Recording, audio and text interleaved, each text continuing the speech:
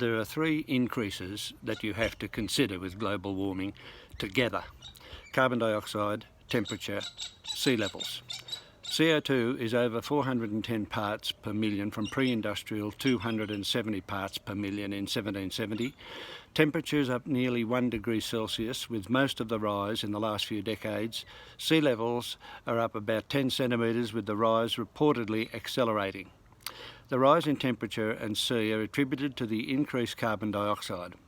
Carbon dioxide was in long past eras too high for us to live, making the Earth much hotter because CO2 traps heat from the sun, the greenhouse effect. What reduced the CO2 and replaced it with oxygen was mainly plants.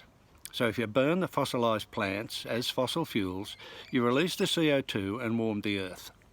The CO2 is higher by 110 parts per million, or 37%, than the past 400,000 year to 800,000 year maximum of 300 parts per million. Only human activity in burning fossil fuels and other greenhouse promotion in clearing and stocking land readily explains this.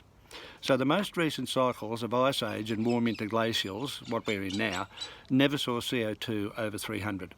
Those cycles are climate wallpaper to current global warming science, well understood and consistent in their effects over hundreds of thousands of years. They caused most warming in the past because there weren't any people. So if you see argument based on one factor, past temperature, etc., in isolation, you can disregard it. The factor will commonly be drawn from tens or hundreds of millions of years ago. Remember that that far back means other factors were probably different. I'm not claiming certainty here, just saying that all things considered, there is no other explanation of current events that is even faintly competitive with CO2, human-produced, temperature and sea levels.